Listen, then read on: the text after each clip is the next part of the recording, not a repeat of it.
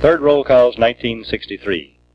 Senators Barry Goldwater and Strom Thurmond at the end of summer 1963 continued to have the best conservative ratings in the United States Senate.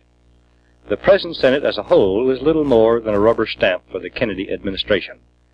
But the House of Representatives has shown stable conservative strength. How do members of Congress vote on such issues as whether to build an anti-missile defense for the United States at a time when the Soviets have a defense against our missiles? Whether to give American consumers a chance to refuse to buy imports from communist countries? Whether to squander billions of tax dollars on federal programs for which there is no constitutional grant of power? It is easy for you to find out how your elected representatives vote on such vital issues, and easy for you to let them know how you feel about it. If enough of you would do this, Congress would re-establish constitutional government. That is a summary of my report on Third Roll Calls 1963, the full report, after a message from my sponsor. This is my third broadcast in 1963, commenting on the voting records of United States representatives and senators. By the end of summer, I had tabulated and analyzed 20 significant roll call votes in the United States Senate, 19 in the House of Representatives. On the basis of these tabulations, Barry Goldwater of Arizona and Strom Thurmond of South Carolina continued to have the best voting records in the Senate. U.S. Representatives Ralph Bierman, a Republican from Nebraska, and August Johansson, a Republican from Michigan, have the best records in the House.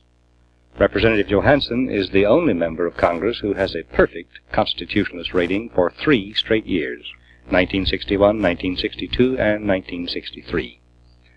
For the most part, the present Senate has acted as a rubber stamp for the Kennedy administration, only occasionally stopping some Kennedy maneuver or approving something Kennedy does not want.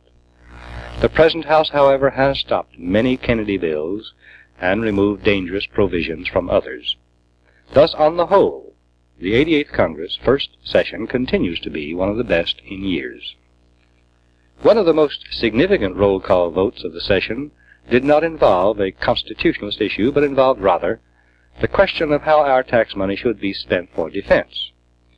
The Senate, in a vote for the record, complied with Kennedy administration demands that the Nike Zeus anti-missile program be scrapped, despite the fact that Strom Thurmond, supported by Barry Goldwater, presented classified testimony from armed forces officials proving that the Nike Zeus program is necessary for national defense.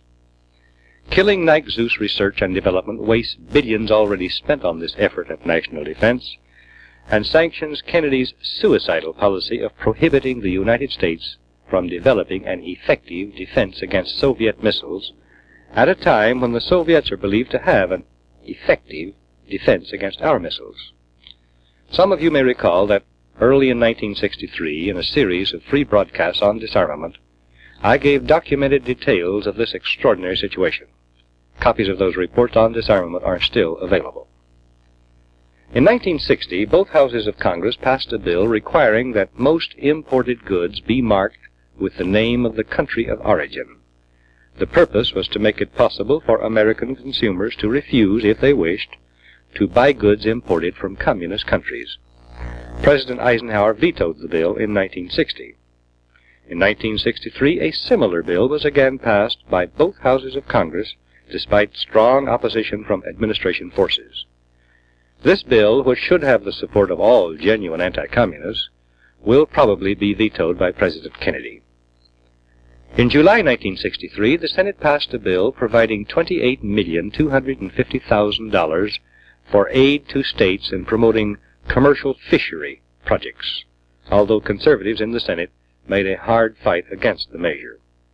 Imports from foreign nations, Japan principally, whose fishing industries have been modernized and subsidized by American foreign aid, have hurt the American industry. The fisheries project, however, is a liberal effort to compound the problem which liberal policies have created. The bill is still in committee in the House. In July 1963, the Senate passed a bill authorizing $609,547,000 for water resources and electric power projects. The bill is presently in conference because of minor differences between House and Senate versions.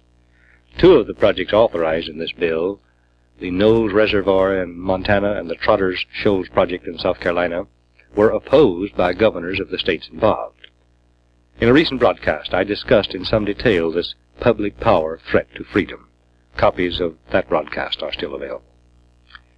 In August 1963, the Senate refused to increase funds for the unconstitutional Manpower Development and Training Program, which Kennedy initiated in 1962.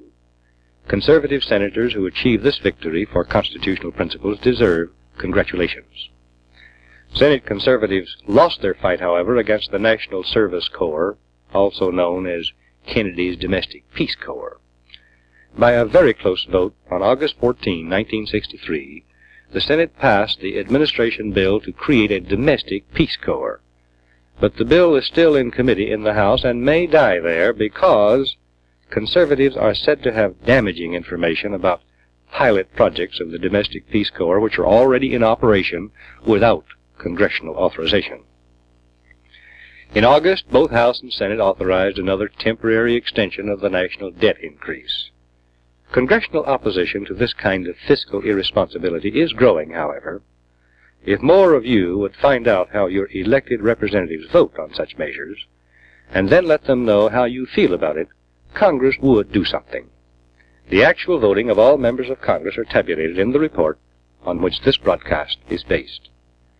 In August 1963, the House of Representatives passed two significant bills authorizing more federal aid to education. One provided $688 million for vocational schools. The other provided $1,195 million for construction grants and loans to universities, colleges, and junior colleges. The 10th Amendment to the Constitution prohibits federal activities for which there is no constitutional authorization, and there is no such authorization for aid to education. James Madison, principal author of the U.S. Constitution and Bill of Rights, and later President of the United States, was a representative in the first Congress. He led opposition to proposals made in that first Congress which would have put the U.S. government in the role of promoting the general welfare and financing education.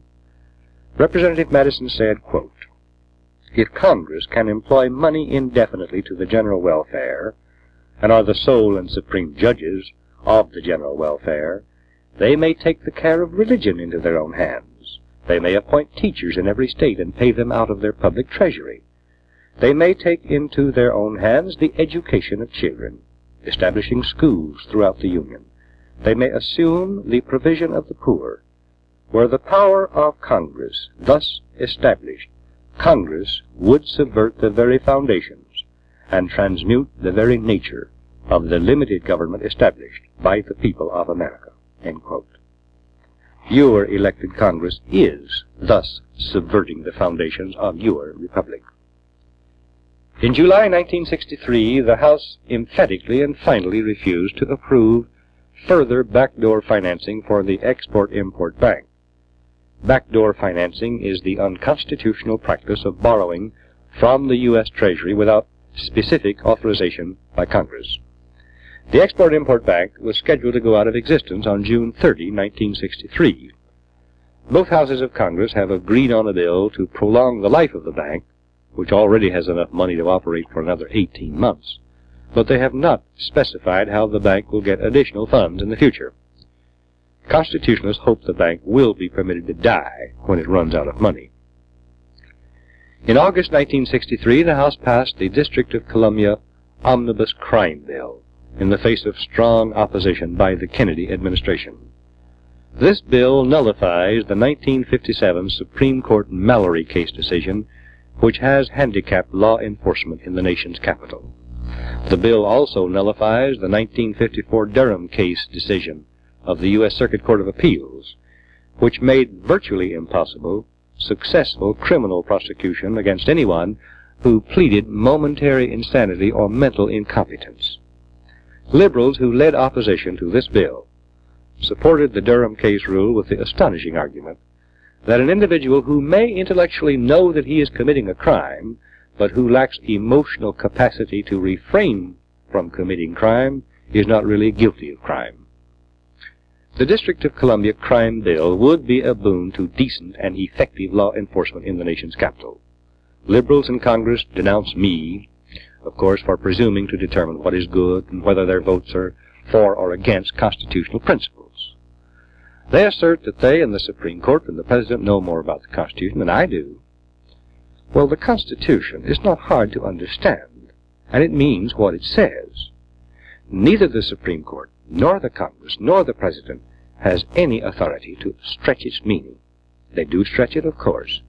The federal government spends billions of tax dollars every year on programs for which there is no grant of power in the Constitution.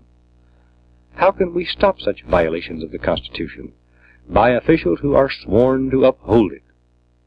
We should bombard Congress with mail, encouraging those members who regard the Constitution as a meaningful contract of government, letting others know that they will be opposed by intelligent and determined voters at the next election. Stable conservative power is growing in the House of Representatives because it has received encouragement from back home. It needs more encouragement, all that all of us can give it. All who order copies of this broadcast will receive the tabulations of roll call votes of all members of Congress on the important issues which I have briefly discussed. It is easy for you to find out how your representatives in Congress vote, and it is easy for you to let them know how you feel about it.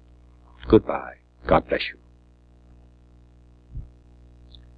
For the full documented text of this broadcast, send 25 cents to Dan Smoot, Dallas 14, Texas, and ask for 421, third roll calls, 1963, 6 copies, $1.